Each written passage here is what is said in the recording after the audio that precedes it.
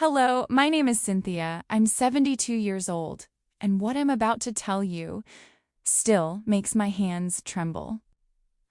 My daughter arrived unexpectedly that afternoon and found me sitting alone in the dark basement. Knees pulled to my chest because I no longer knew what to do. She gasped the moment she saw me. "Mom, why does it look like you haven't eaten in days? You get an $8,000 pension every month." Her voice cracked with fear and anger. Before I could even form a word, my daughter-in-law stepped into the light, arms crossed, eyes cold. With a smirk, she said, "I control every dollar she receives." Hearing that out loud, so casually, so proudly made my stomach twist. But what happened next was something none of us expected. My daughter stared at her in complete silence, then slowly removed her earrings one, then the other. I'd seen that gesture only once before, decades ago, when she was preparing to defend someone she loved. And in that small, deliberate action, the entire room shifted. My daughter-in-law's smile disappeared, her confidence evaporated, and for the first time, fear flickered in her eyes. What my daughter did next froze everyone in place, and it changed the course of everything that came after. If you want to know how this moment unfolded, and the truth behind how I ended up imprisoned in my own basement, keep watching, because the story is only beginning. But before we go on, make sure to subscribe to the channel and tell me in the comments where you're watching from. I love reading your messages and knowing where you are. Now let's understand how this story really began. I heard the footsteps long before I saw the light. Slow, cautious, moving across the floorboards above me, each step spreading a faint tremble through the ceiling as if the house itself were exhaling. I had been sitting in the corner for so long that my legs had gone numb, pulled to my chest like a frightened child's. My fingers were cold. Everything was cold. Down in that basement, days had no shape, only the dark, the hunger, and the buzzing ache in my chest that came from knowing something inside my own home had broken in a way I couldn't understand. When I first heard the footsteps, I thought I was imagining things again. In the past weeks, I'd begun hearing whispers that weren't really, now they're my late husband calling my name the way he used to when dinner was ready.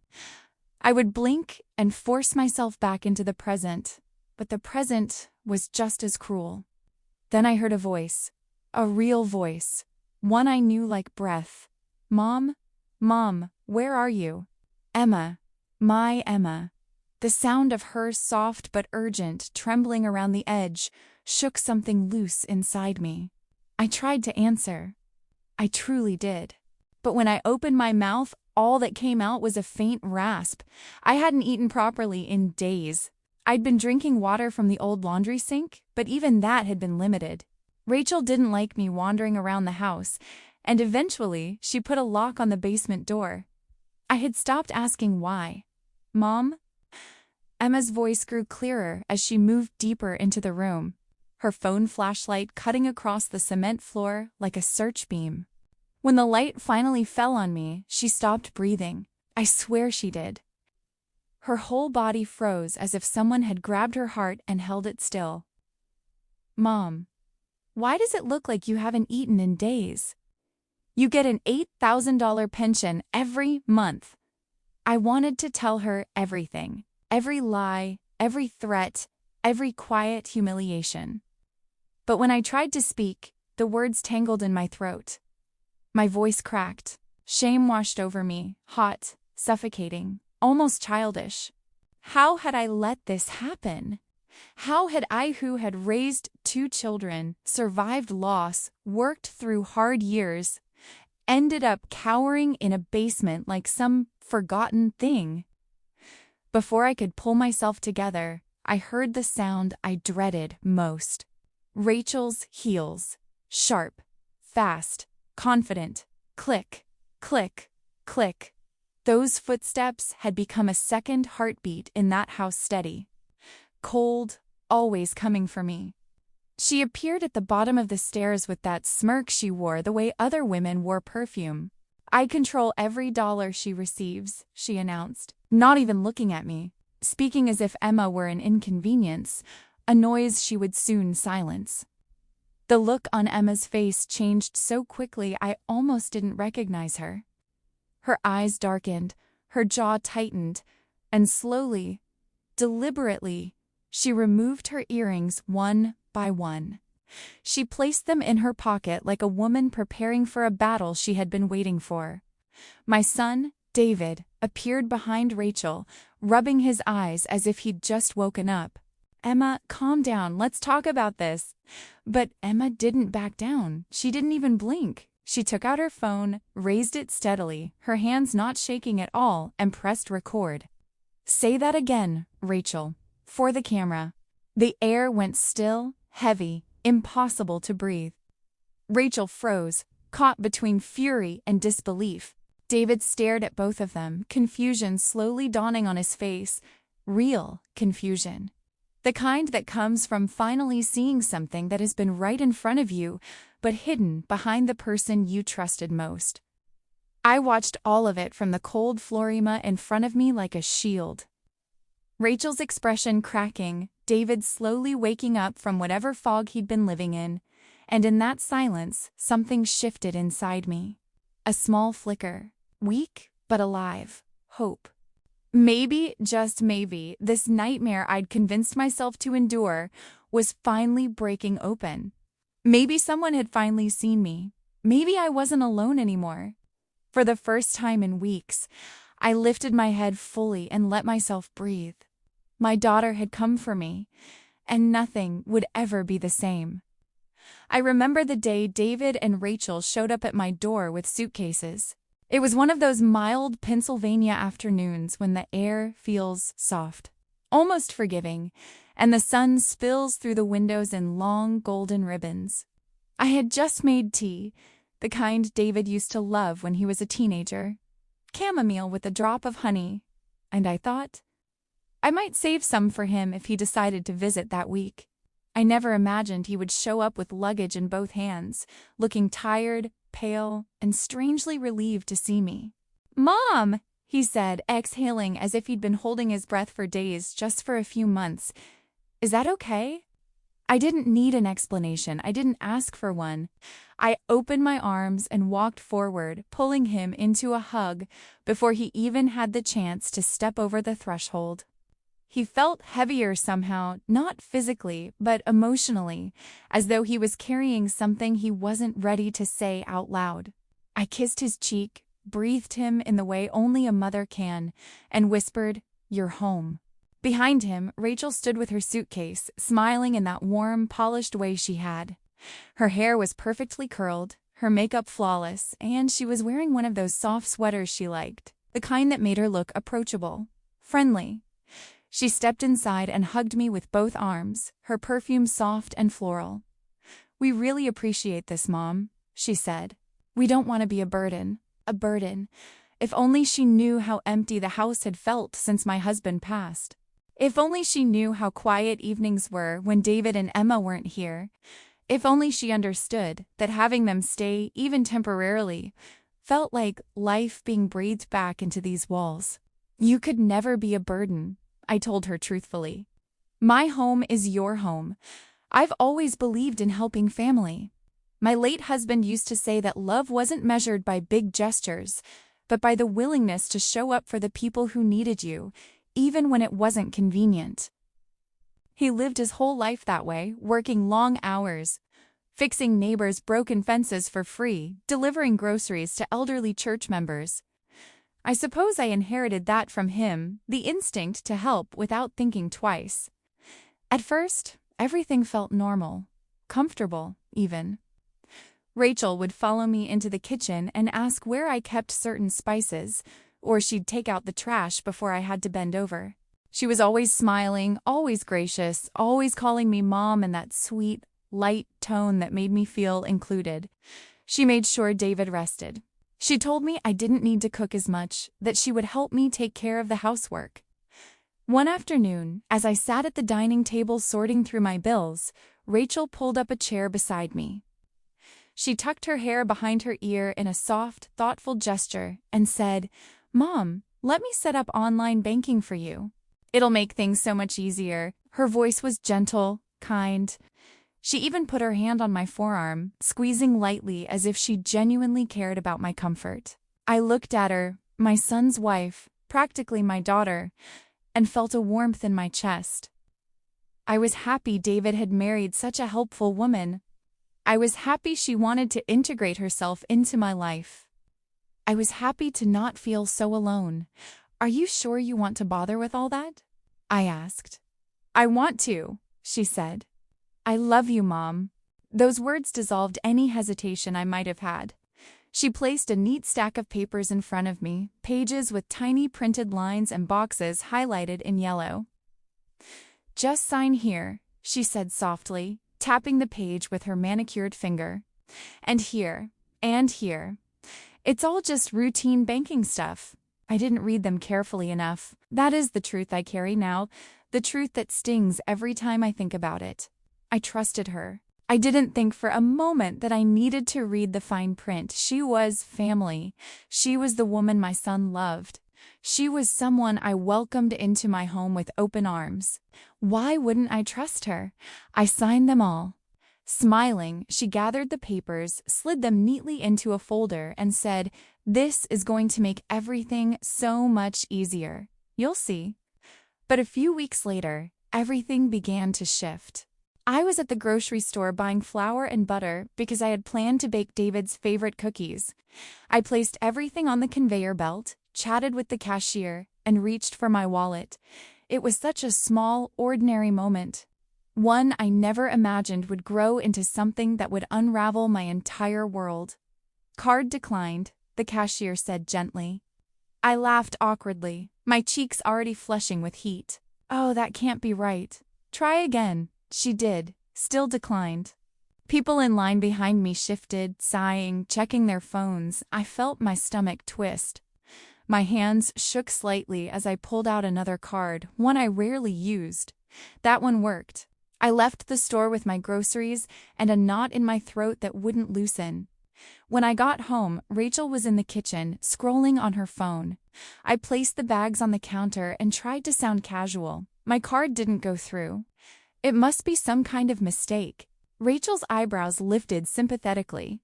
She stepped toward me, her expression softening. "Oh, don't worry, Mom. I noticed a few issues with your accounts. I'll handle everything from now on, okay?" Her voice was sweet, too sweet. The kind of sweetness that coats something bitter. I should have questioned it then. I should have demanded to see statements, logs, emails, anything. But instead, I swallowed my discomfort because I wanted so badly to believe the best in people. I wanted to believe my family would never hurt me. I wanted to believe love protected us from this kind of darkness. I nodded slowly and let her hug me. Looking back now, I wish I'd asked questions. I wish I'd protected myself. But hindsight is cruel that way. It only speaks when the damage is already done. And in that moment, all I wanted was to trust the people I loved. It happened slowly. So slowly, I didn't see it happening until the damage had already settled into the walls of my home, into the way I breathed, into the way I moved through each day, as if tiptoeing around something invisible. At first, the changes were so small, so subtle, that I brushed them aside as minor adjustments. Little quirks of living with other people again. I told myself it was normal. I told myself to be patient. I told myself sometimes love requires compromise. But compromise shouldn't feel like erasure, and I didn't understand that until much later. Rachel started adjusting the thermostat before I woke up.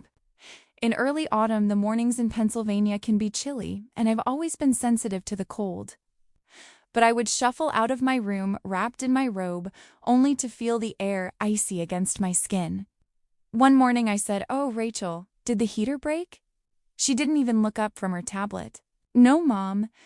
We're trying to keep utility costs manageable. Your pension barely covers the household expenses as it is." She held up a stack of printed bills, numbers highlighted in yellow. Electricity, water, gas, all higher than I remembered. I stared at the pages, the figures swimming before my eyes, but something deep inside whispered that something wasn't right. Still, I nodded because I didn't want to cause tension. I didn't want David to come home to a house thick with conflict. It became a pattern. She controlled the thermostat, then the groceries. I began to notice that items I liked, peaches, yogurt, herbal tea, stopped appearing in our kitchen. Instead, dull, cheap food filled the shelves. Budgeting, Rachel would say with a shrug. We have to make your pension stretch.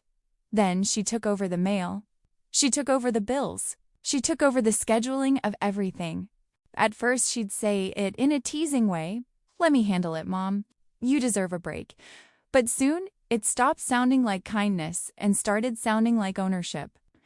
One morning, she knocked on my bedroom door holding my phone. Password? She asked brightly, as if she were asking the time. I hesitated. Why? Because you're always struggling with those silly spam calls. I'll install a filter to block them. Her tone was light, playful, but her eyes were too sharp. I felt foolish for even thinking twice. I told her my password. She typed it in quickly, her fingers moving too fast, her jaw too tight. When she handed it back, several apps were gone. My calendar, my social media, even my church group chat. Oh, I said quietly, scrolling through the emptiness. I think something's missing. I cleaned it up for you, she said. You're welcome. Little by little, pieces of my independence disappeared. And because it didn't happen all at once, because there was no sudden explosion, no moment where everything shattered, I kept convincing myself that maybe I was imagining things. David didn't see any of it. He left for work before dawn, kissing my cheek on the way out, whispering, "Love you, Mom," in that rushed, tired voice of his. By the time he returned, the sky was already dark and his shoulders slumped forward as if carrying the weight of the world. He looked so fragile in his exhaustion, so worn down, that I didn't want to burden him with my worries. I told myself I could handle a little discomfort. I told myself Rachel meant well. I told myself family was worth enduring small things for. But the small things were getting bigger. One afternoon, my friend Margaret from church parked her car in the driveway and marched up to the porch with a determined look I recognized immediately. Margaret never hesitated to speak her mind. I heard her knuckles rap against the door, firm and familiar, and for the first time in weeks, hope fluttered inside me. I stood from the couch, eager to greet her, but Rachel reached the door before I did. She opened it just a crack, her body blocking the entrance. "Hi, Margaret," she said with a sugar-sweet smile. "Oh, Rachel," Margaret replied, peeking around her. "Is Cynthia home? I've been calling her for weeks." I was starting to worry something happened. A warmth bloomed in my chest at her concern. I took a step toward the hallway, preparing to call out her name. But Rachel's voice dropped, soft and heavy, like a curtain falling between us. "She's been feeling unwell," she said. "She's not taking visitors." My heart froze mid-beat. Margaret's brows knitted. "Unwell? What happened? Can I at least—" "She needs rest," Rachel interrupted, polite but firm. "I'll let her know you stopped by." I opened my mouth, finally gathering the strength to protest, to say I'm right here, I'm fine. But when Rachel turned her head slightly, her eyes locked onto mine. It was only a glance, but it was enough, sharp, cold, and warning. A silent command. "Don't you dare!" My breath caught. Fear, an emotion I hadn't associated with my own home in my entire life, spread through my body like a slow, chilling fog. I lowered my gaze. I said nothing. I hated myself for it. A moment later, Margaret's car pulled away and the house felt smaller than ever. That night, Rachel knocked on my bedroom door. She wasn't smiling. She wasn't pretending. She stood there with her arms crossed, as if delivering a decision that had already been made. "You'd be more comfortable downstairs," she said. "The basement is cooler, quieter, less chance of you slipping on the stairs in the middle of the night." I stared at her, speechless. "Rachel? The basement? Why would I? It's for your own safety, she said sharply. You don't seem well lately. I'm trying to help you. Her voice was wrapped in false concern, but underneath it was steel. Control. Finality. David wasn't home. He wouldn't be home for hours. I felt that familiar sting against shame disguised as obedience as I carried a pillow and blanket down the creaking wooden steps. She had already set up a thin mattress against the wall, beside a single lamp plugged into an extension cord. When she closed the door at the top of the stairs, the click echoed through the darkness like a lock turning. I lay there in the cold basement, the cement floor radiating through the flimsy mattress. The air smelled of dust and old paint. Above me, laughter drifted from the kitchen. David's deep laugh, Rachel's lighter one, and the sound twisted inside me in a way I can hardly describe. Pain, confusion, disbelief. This can't be real, I whispered into the dark. Not in my own home. Maybe I'm being dramatic, but the silence that followed felt heavier than denial. It felt like truth. It felt like the beginning of something I wasn't ready to face. I didn't know Emma had been trying to reach me for 2 months. I didn't know about the messages piling up, the calls going straight to voicemail, the texts she sent late at night after her shifts at the hospital. I didn't know any of it because Rachel had long since taken over my phone, first with gentle suggestions, then with quiet confiscation disguised as help. I had told myself it was temporary, that she was only trying to assist me, that I was making things easier by handing over responsibilities. I never imagined that my silence would echo across states and worry my daughter enough to make her come looking for me. Emma lived all the way in Colorado, working exhausting hours as a nurse. She had always been the one who checked in most often, sending photos of the kids, little updates about her day, small reminders that even though life had pulled us to different places, she still reached for me. But apparently, for weeks, she had been getting nothing back. And every time she called David, he told her the same line, that I was just tired, that I was resting a lot, that I was fine. It must have sounded plausible the first few times. I was 72 after all. But Emma has a sharp instinct, especially when something feels wrong. She said later that the moment she heard David's voice, something in her gut tightened, something old and familiar, the way a nurse senses trouble before any machine can detect it. What really pushed her past the point of patience was when I missed her son's birthday video call. I had never, not once, missed one of my grandchildren's birthdays. I used to set reminders days in advance, decorate a little space near the window so the lighting would be nice, rehearse the special things I wanted to say to them. Turning on the camera and seeing their faces had always been one of my purest joys. So when the call came and went, and I didn't appear on screen, Emma knew something was terribly wrong. She checked my social media next, just small things, the photos of my garden, the posts about books I was reading, the occasional picture of a sunset over the maple tree in the backyard. But she found nothing. Months of stillness. Not a single post. Not a single comment. Like I had vanished quietly, without announcement, swallowed by my own home. So Emma booked a red-eye flight without telling anyone. She packed a small bag, texted her husband that she'd explain later, and got on the earliest plane she could. I imagine her sitting there in the dark cabin, unable to sleep, staring at the seat in front of her and wondering what she would find. Maybe she replayed memories, our walks at the botanical gardens, the way I used to braid her hair when she was little, the sound of my laugh.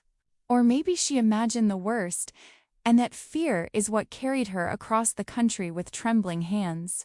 She arrived at dawn. She didn't even stop for coffee.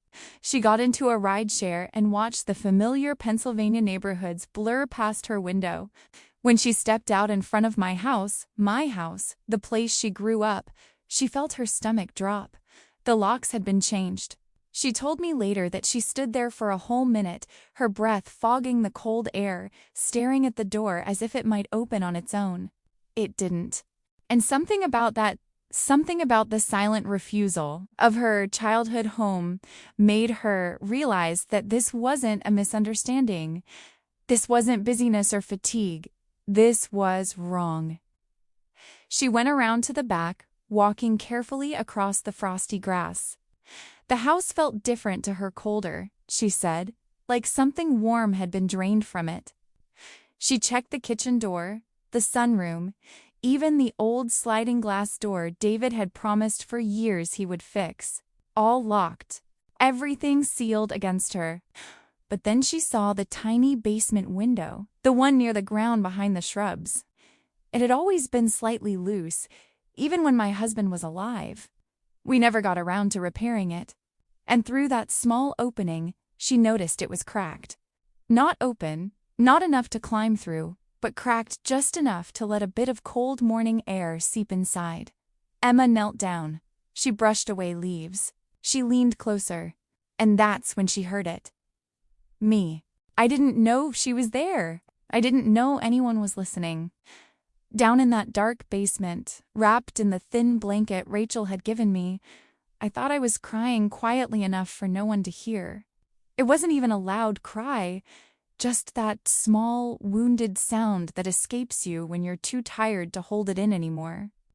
The kind of sound that doesn't ask for help because it has forgotten what help feels like. But Emma heard all of it.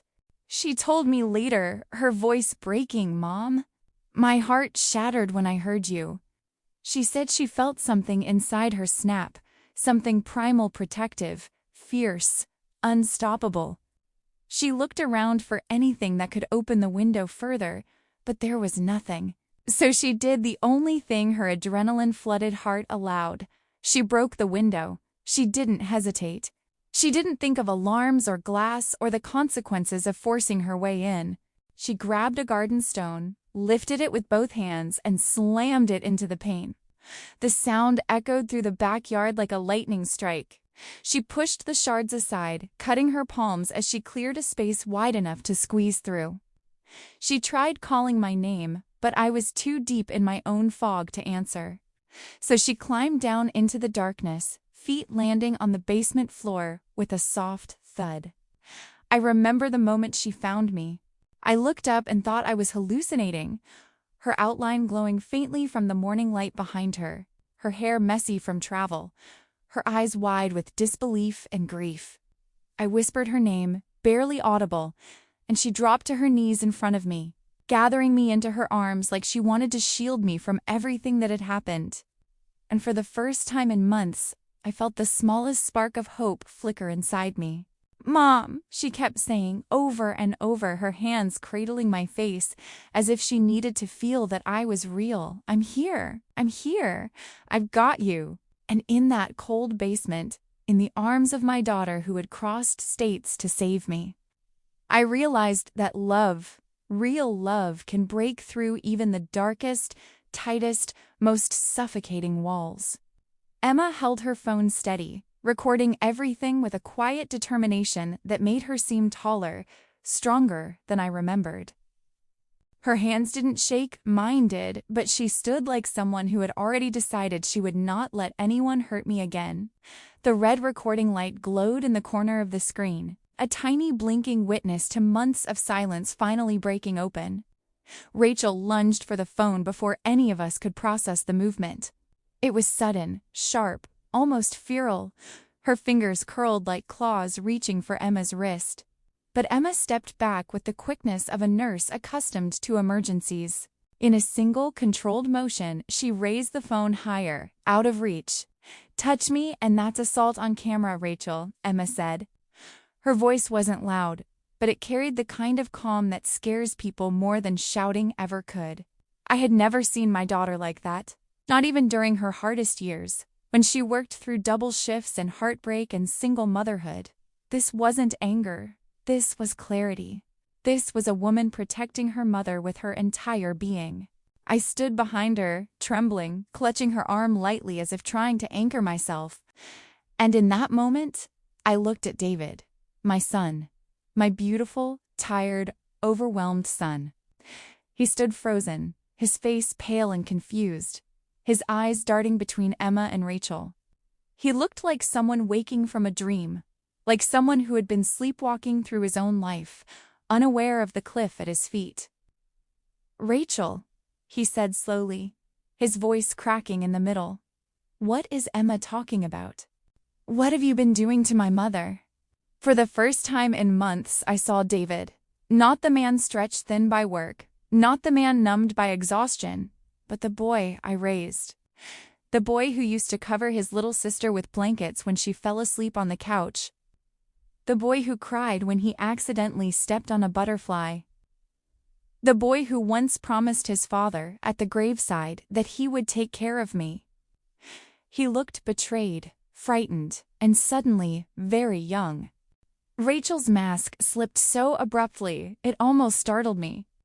The sweetness, the soft-spoken politeness, the helpful smiles, all of it vanished as if someone had turned off a switch. What remained was a cold, sharp expression, one that seemed to cut through the air around us. She crossed her arms, her jaw tightening. "Your mother was wasting that money anyway," she snapped, her voice dripping with contempt. "We have bills, David. Student loans, credit cards. Do you think that pension should be blown on gardening tools and stupid craft supplies?" I felt a sting in my chest, but it wasn't pain. It was disbelief. The garden was where I spoke to my husband every morning. The crafts were what I made for my grandchildren, for holidays, for birthdays. They were pieces of me. Simple, yes, but filled with love. Rachel didn't stop. She stepped toward David, as if trying to pull him back into the web she'd woven around him. "We deserve that pension more than she does. We've been struggling, David. Your mother has had her life already. It's our turn." "Our turn?" Emma repeated softly, horror flickering across her face. But Rachel wasn't finished, not even close. Then she said the sentence that made my blood run cold. "I've been planning this for over a year," she said with pride, not shame. "Since before we even moved in." A silence fell so heavy it felt like the air thickened around us. I stared at her, my mouth slightly open, my breath catching. A year, a whole year. Before the suitcases, before the sweet smiles, before the "let me help you, Mom." How many moments had I welcomed her into my life while she was calculating her next move? She didn't wait for us to respond. Instead, she laughed, a short, sharp, humorless sound. "Do you know how easy it was?" she continued. "She signs anything. She trusts anything. Power of attorney? Took 5 minutes. Her bank accounts? Even easier." Emma's grip on the phone tightened, but she didn't interrupt. Rachel tossed her hair back with a careless flick. $64,000, she said, as casually as if she were reading the weather report. Designer clothes. Spa trips. Weekends in Atlantic City. Why shouldn't I enjoy life a little? Do you think your mother was ever going to use that money wisely? 64,000. I felt something shift inside me. A long, quiet ache that had been building in my chest for months suddenly cracked. I couldn't tell if it was something breaking or something waking. Maybe both. For months, I had been shrinking, making myself small, apologizing for breathing too loudly, worrying about inconveniencing everyone. But hearing her speak so openly, so proudly about stealing my autonomy, my home, my dignity, stirred something deep within me, something that had been asleep for years, dulled by grief and age and loneliness. I straightened my back. My voice came out steadier than I expected. "You picked the wrong old lady to steal from, Rachel." She blinked, stunned. She had expected tears. She had expected pleading. She had expected the same timid compliance she'd grown accustomed to. But this time, I met her eyes with a strength I didn't know I still had. Emma moved beside me, wrapping her coat around my shoulders with a tenderness that made my throat tighten. "We're leaving," she said, her arm slipping protectively around my waist. "Now." I nodded. I didn't hesitate. I didn't ask permission. I didn't apologize. David reached toward me with trembling hands. "Mom, I'm so sorry. I didn't see it. I didn't know."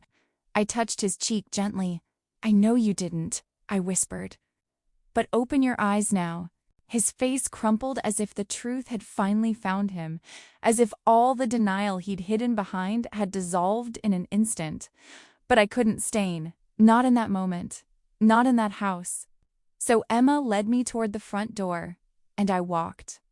I didn't look back at the house where I had raised my children, where I had loved my husband, where life had once felt warm and safe.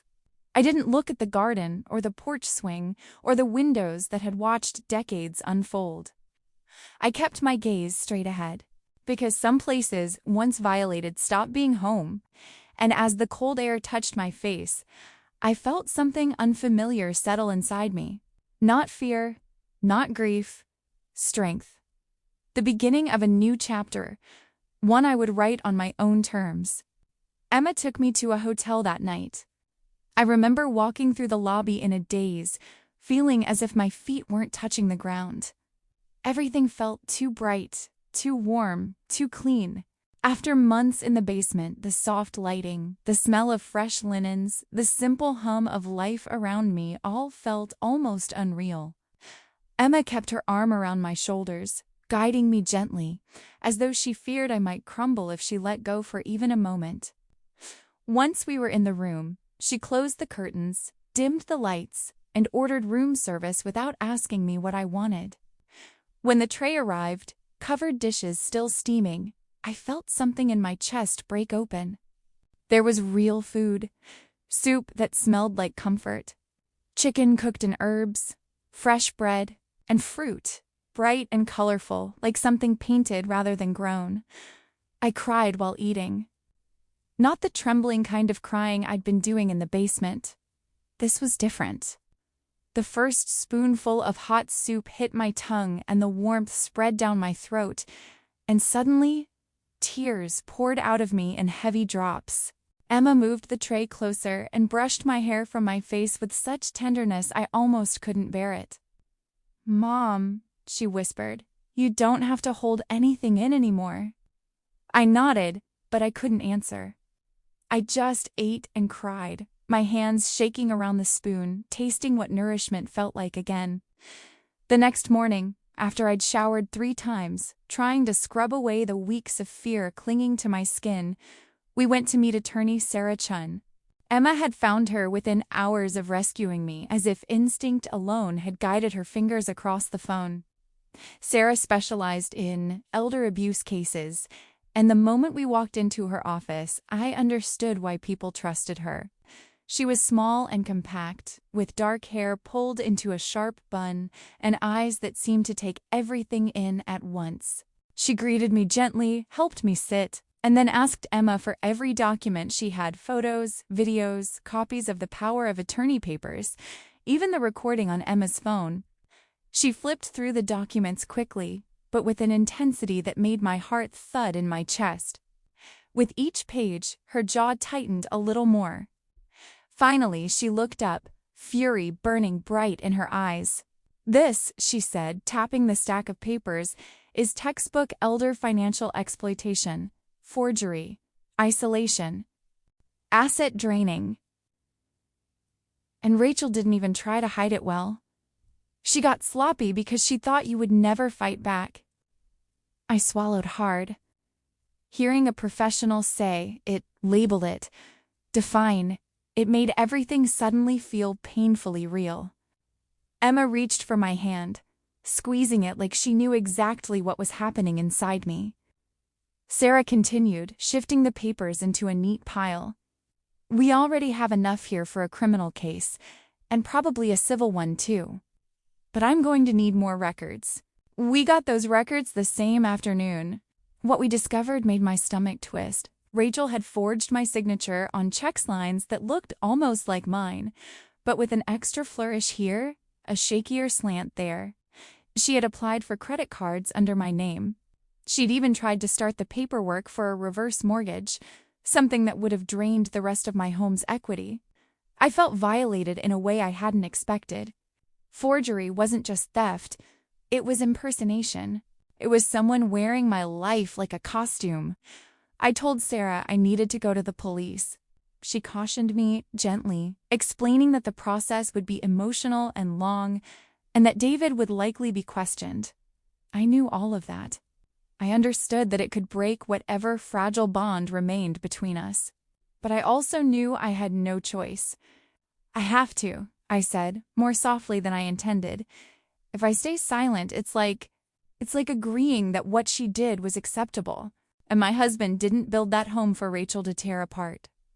Emma nodded, tears glimmering in her eyes. We'll do it together. And so we went. Detective Morrison met us in a small room with pale yellow walls and a table covered in forms. He was tall, with gentle eyes and a voice that carried both authority and understanding. After introductions, he sat across from me and opened a notebook. Take your time, he said. Tell me everything. So I did.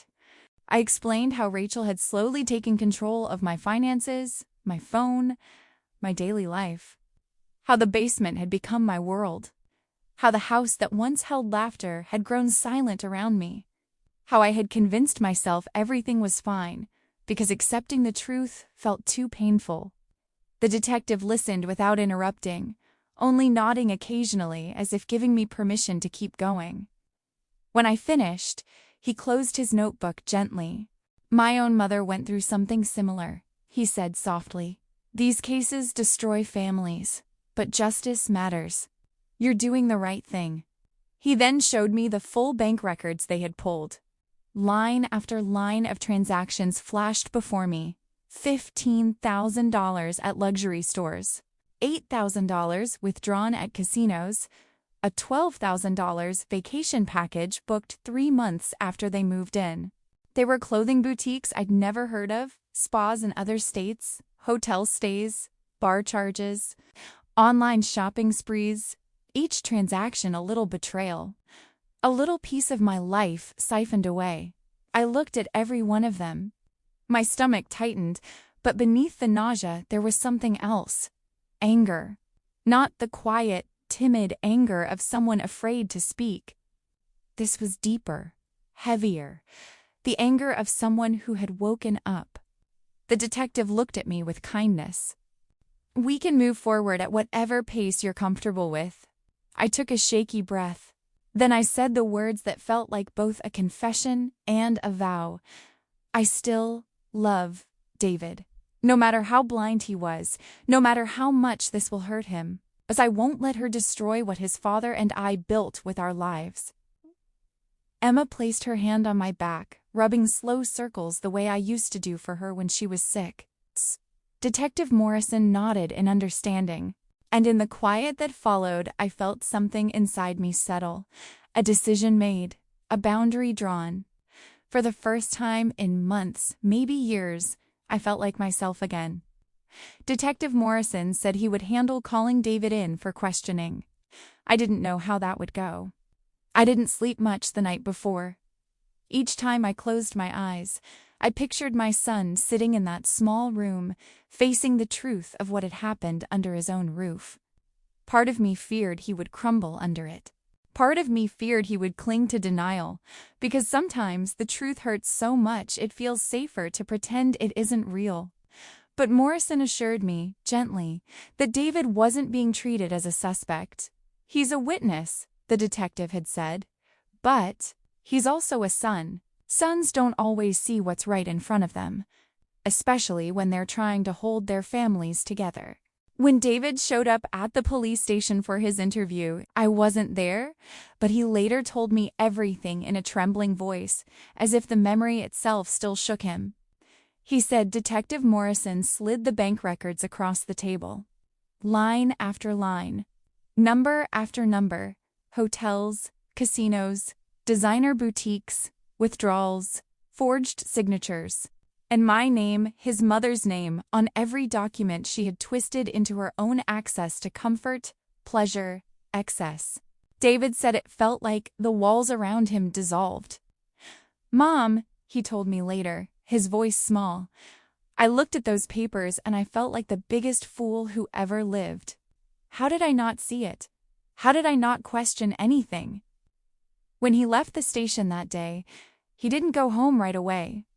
He drove around for hours, trying to swallow the truth, trying to make sense of the woman he slept beside every night, the woman he had chosen, loved, trusted. He told me he pulled over 3 times because he couldn't stop shaking. Eventually, though, he did go home. And that was when he confronted Rachel. He told me he walked into the kitchen holding the thick file Detective Morrison had given him, pages clipped together, highlighted, grouped.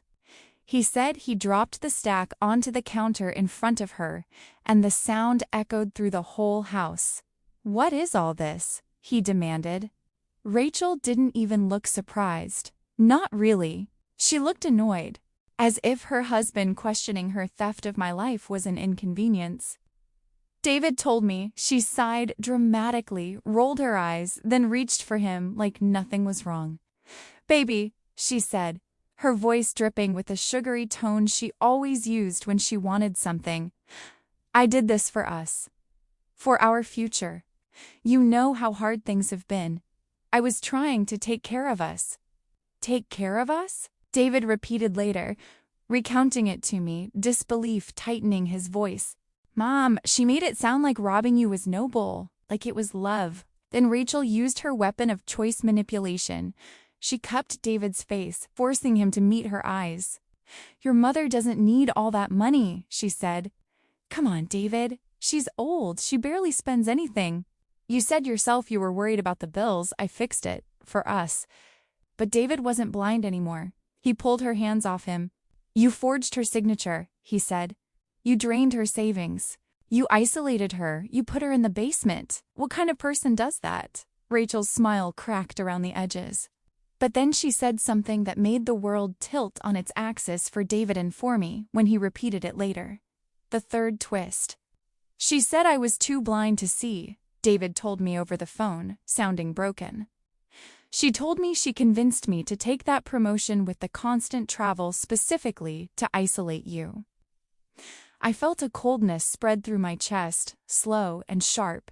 Rachel had manipulated David into taking the job that stole him from home, into leaving before dawn and returning after dark because she needed me alone, defenseless, unseen. She needed no witnesses, no interruptions, no resistance. And she had succeeded. David's voice cracked. She said, "She planned to have you declared incompetent. She wanted to put you in a nursing home, and then sell your house." I sank onto the edge of the hotel bed, my hand pressed to my heart. I knew Rachel was cruel. I knew she was calculating. But hearing the full extent of her intentions felt like swallowing ice. Before I could speak, David continued, his voice barely above a whisper. She didn't even say it with guilt. "Mom." She said it like it was smart, efficient. My son, my strong, weary son, was unraveling. "I'm testifying against her," he said finally, with a conviction that seemed to cost him something. "What she did is unforgivable." He said the words, but beneath them I could hear the grief, the disbelief, the slow crumble of a marriage he thought would last forever. He wasn't just losing Rachel, he was losing the version of his life he'd built with her. Amount shut my hotel room door. Amount her was asleep on the second bed, her breathing soft and steady. I wrapped a sweater around myself and opened the door carefully. David stood there. His eyes were red, his face hollow, his shoulders hunched as if carrying a weight he couldn't bear.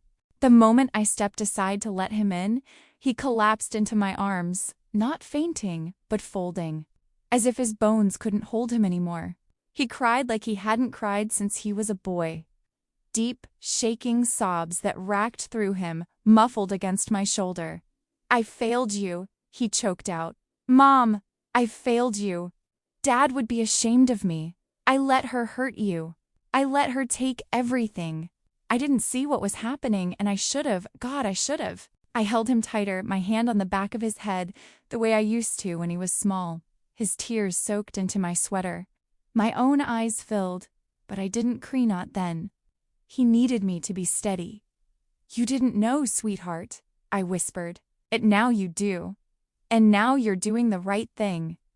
He shook his head, still gasping for breath. I don't deserve your forgiveness. I lifted his chin gently so he would look at me. David, I said softly, I could never stop loving my children. Even when you make mistakes, even when you break my heart, love doesn't disappear because of pain, it grows through it. His face crumpled again, but this time his arms wrapped around me with a strength that spoke of something returning awareness, responsibility, his true self. I held him for a long time.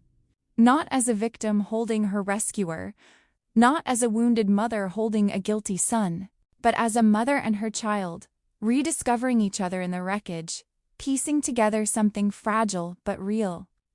A beginning. I spent the next 3 months preparing for the trial in a way I never imagined I would at 72. The prosecutors assigned to my case worked with a team of forensic accountants. And every time they uncovered a new document, a new forged signature, a new transfer I never authorized, I felt that same mixture of pain and resolve tightening inside my ribs.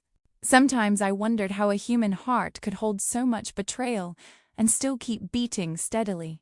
But mine did, maybe out of sheer stubbornness, maybe because somewhere deep inside me there was still a small flame that refused to die. Every meeting was exhausting. We sat in cold conference rooms surrounded by stacks of papers, timelines, financial charts, and statements. The accountants spoke in calm, professional voices as they explained patterns of spending and digital authorizations, but underneath their neutrality, I sensed anger on my behalf. One of them, a young woman named Tessa, looked up at me once and said quietly, "You didn't deserve any of this, Mrs. Collins. You're incredibly brave." I swallowed the lump in my throat and nodded, because if I tried to speak, I knew my voice would tremble. Alongside all this preparation, I saw a therapist twice a week. At first, I didn't want to go. I believed I should be able to push through the hurt on my own, the way I had pushed through so many things in my life. But Emma insisted, gently, persistently, and I finally agreed. Those sessions became a lifeline I didn't know I needed. I sat in a soft chair across from Dr. Patel, sometimes unable to meet her eyes, and spoke about guilt, shame, confusion, and the twisted grief that comes when someone you love betrays you slowly, methodically. She told me, more than once, what happened to you was abuse, Cynthia. Abuse thrives in silence. You're not weak for feeling overwhelmed. You're human. Those words loosened something inside me each time I heard them. My church community, people who had known me for years, wrapped around me like a blanket I hadn't realized I was missing. They brought meals to the hotel, sent prayers, left handwritten notes at the front desk, and reminded me that I had value far beyond what Rachel had made me feel in those final months in the house. Margaret, dear Margaret, visited almost every day she could. Each time she sat across from me, she squeezed my hand and whispered, I knew something wasn't right. Thank God Emma stepped in. My pastor visited too. He always wore that warm, steady expression that made you feel seen without judgment. One afternoon, after I told him how afraid I was to testify, he leaned back in his chair and said softly, Cynthia, your strength is inspiring everyone who knows you. This trial isn't just about you. It's about every person who has ever been mistreated because someone believed their age made them invisible. I cried after he left, not from sadness, but from the shock of being believed so completely. Then the local news picked up my story. The headline read, Elderly Veteran's Widow Fights Back Against Financial Abuse. Seeing those words on a television screen was surreal. My late husband, Richard, had served 22 years in the military, and the pension he earned had been the very thing Rachel siphoned away. Reporters asked respectful questions, and I answered them carefully. But afterward, my phone filled with messages from people I had never met. Men and women from all over the states, some younger, Some older shared their own stories of being manipulated, stolen from, or emotionally isolated by someone they trusted. Reading their words, I realized something important. I wasn't alone. And if sharing what happened to me helped even one person recognize the danger they were in, then maybe, just maybe, something good could come from all that pain. Emma stood by me every single step. When she wasn't at work, she was with me taking notes during meetings, keeping track of evidence, reminding me to drink water, and making sure I ate real meals instead of the nervous handfuls of crackers I kept relying on. One afternoon she said, with a determined sparkle in her eyes, "Mom, we're getting you ready for court. You're going to walk in looking like the woman you truly are, strong, dignified, unbreakable." She took me shopping for something to wear to the trial.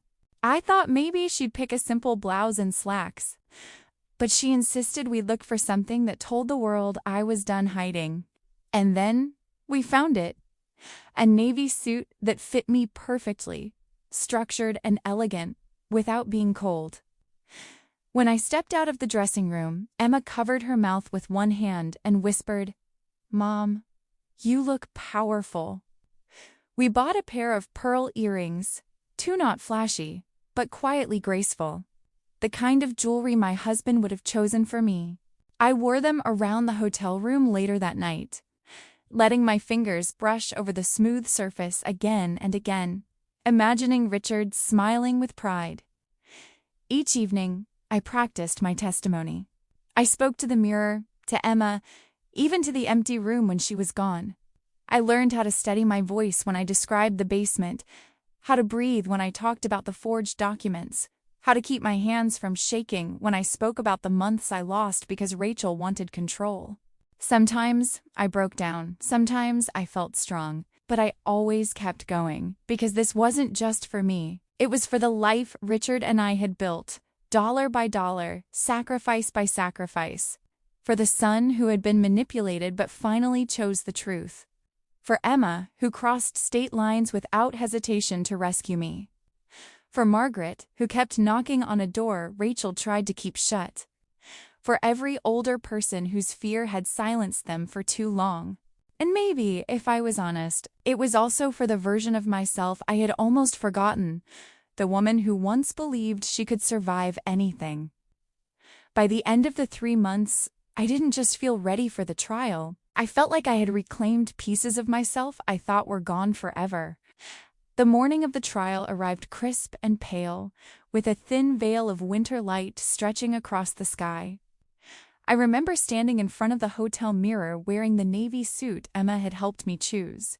My hands trembled slightly as I adjusted the pearl earrings, but the woman, looking back at me, older, tired, changed, also looked profoundly steady. I whispered to her, almost like a prayer, "You are ready. You survived."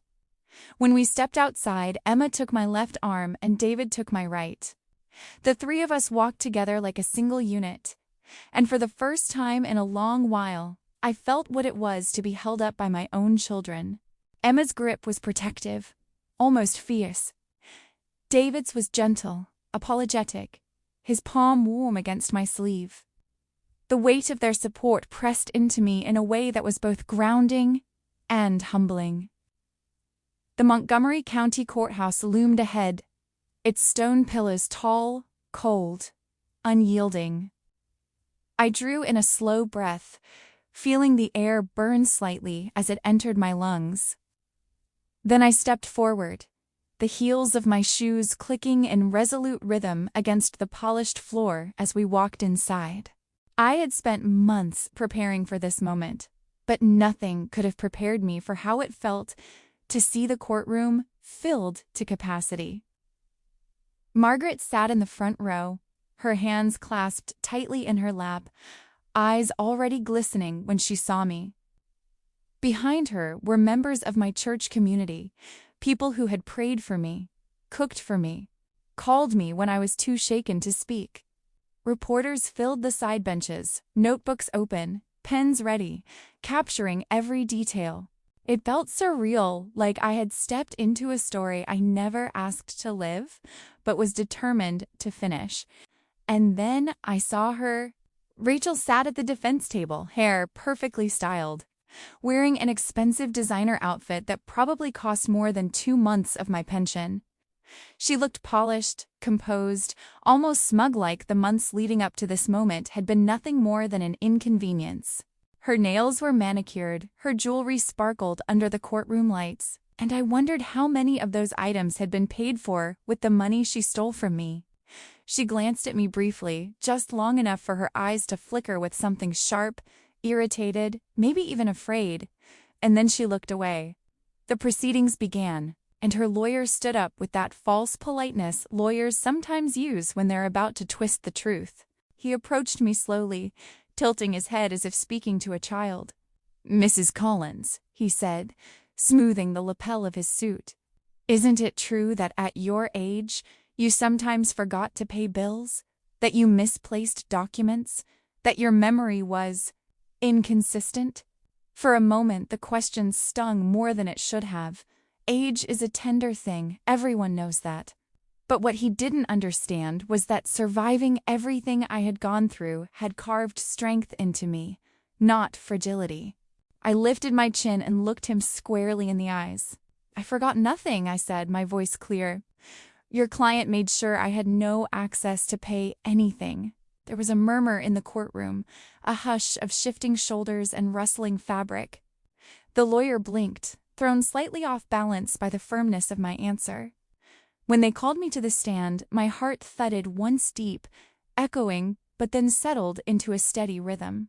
Emma squeezed my shoulder as I walked past her, and David bowed his head, unable to look at me, guilt twisting his expression. I touched his hand lightly as I passed, not to reassure him with words, but to let him know I still loved him, even now. I raised my hand, swore to tell the truth, and sat down.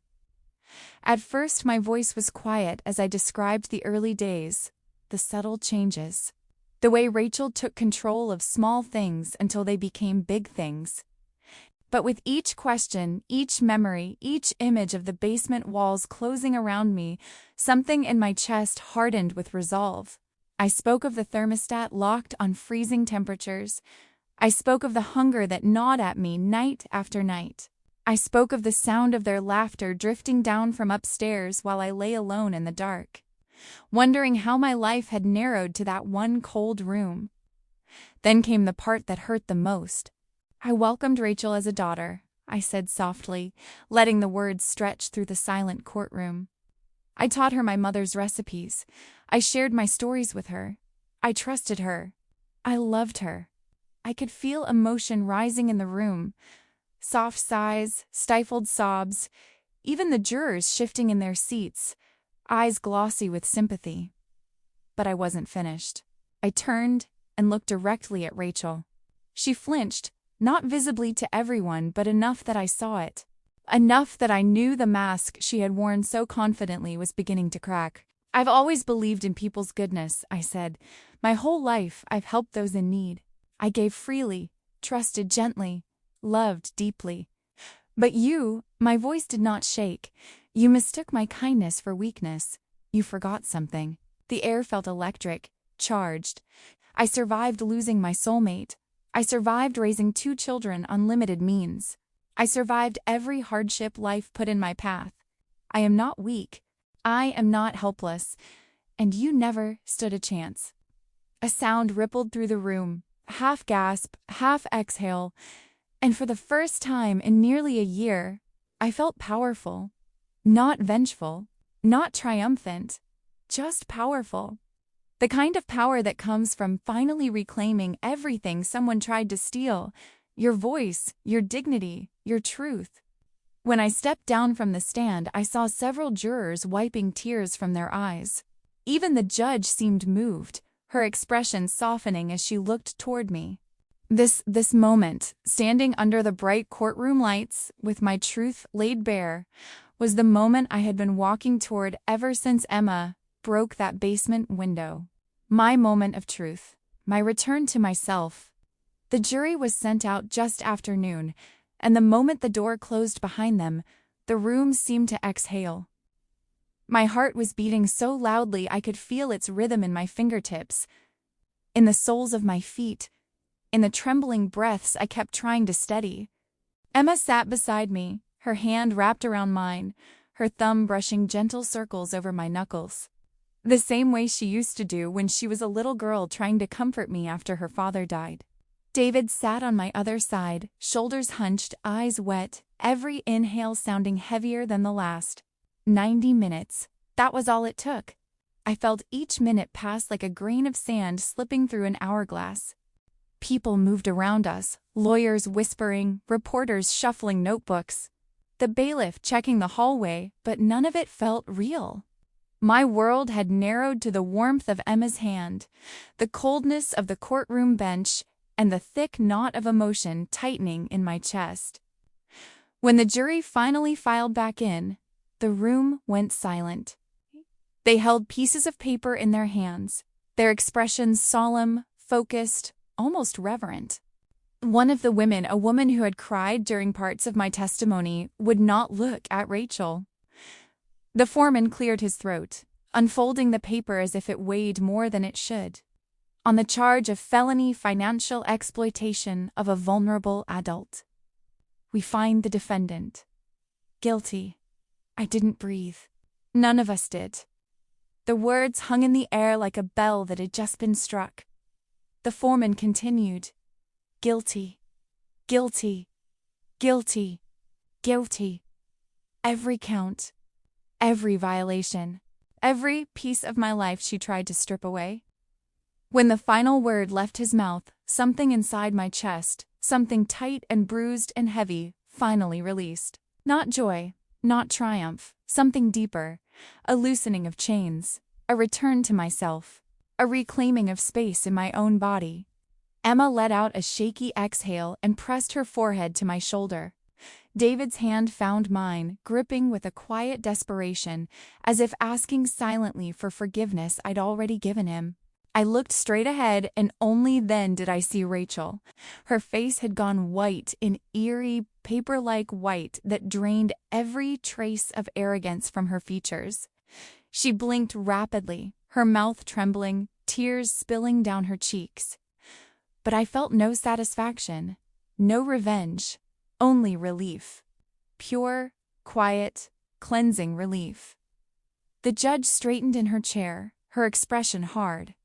"You preyed upon a vulnerable woman," she said, her voice firm and resonant. "You manipulated, isolated, and exploited her with calculated cruelty. This court will not tolerate such actions." Rachel's shoulders collapsed inward. The courtroom held its breath. Then came the sentence: 8 years in prison. Restitution in the amount of $64,000. Damages totaling $50,000. It was done. Finally.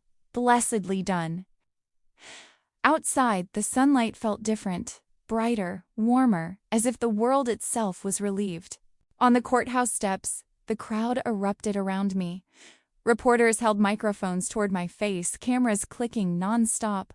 I could hear Margaret calling my name from somewhere in the background. Emma stood beside me, her hand on my back, grounding me. I took a breath, stepped forward, and spoke. "To anyone going through this," I said, projecting my voice so the entire crowd could hear, "speak up. Tell someone, you are not alone. You are not confused. You are not weak. Elder abuse thrives in silence." I refused to be silent. The words rose out of me with a force I hadn't expected. Raw, true, freeing. The clip went viral within hours. People from all over the country reached out, children worried about their parents, older adults living through similar nightmares, social workers, advocates, neighbors who regretted staying silent. My story became a beacon, not because I was extraordinary, but because what happened to me could happen to anyone. 6 months later, my life looks nothing like the darkness I survived. I now live in a beautiful senior community apartment with a garden view. Morning sunlight pours through the sheer curtains, warming the hardwood floors. I grow lavender and tomatoes in a small planter outside my window. The air smells like possibility, 3 days a week, I volunteer at an elder advocacy center. I sit with people who tremble the way I used to tremble, who doubt themselves the way I doubted myself. And I say, look at me, listen to me. It is never too late to get help. Sometimes they cry, sometimes I do too. David visits every Sunday. He brings flowers or takeout or sometimes just himself, exhausted but trying, rebuilding piece by piece. He's in therapy, healing, slowly unlearning the guilt that nearly swallowed him. He filed for divorce, finally letting go of the life he thought he wanted, but never truly had. Emma flies in at least once a month. She curls up on my sofa, drinks tea, and tells me stories about her patients, her children, her life. My grandchildren video call me twice a week, showing me school projects, missing teeth, messy art, and the joyful chaos of their growing world. I host dinners now, big, loud, warm dinners filled with laughter. Margaret is always at my table, along with women from church, neighbors from my new community, and sometimes even strangers who've become friends through advocacy work. My chosen family. Last Sunday, as candles flickered around my table, Margaret lifted her glass and said to Cynthia, who taught us all what real strength looks like. I laughed softly, touched in a way that tightened my throat. My husband always said the true measure of a person is how they respond when tested, I replied. I hope I made him proud. After everyone left, I walked to the wall where my photos hang, my husband in uniform on our wedding day, my children as babies in my arms, my grandchildren with frosting on their cheeks. So many lives, so much love. I lost money, time, trust. But I found something far more precious. I found my voice again, and now I use it every day to help others find theirs. This is my story, and I'm no longer afraid to tell it. If this story touched you, subscribe to the channel so you don't miss the next chapter of courage, healing, and justice.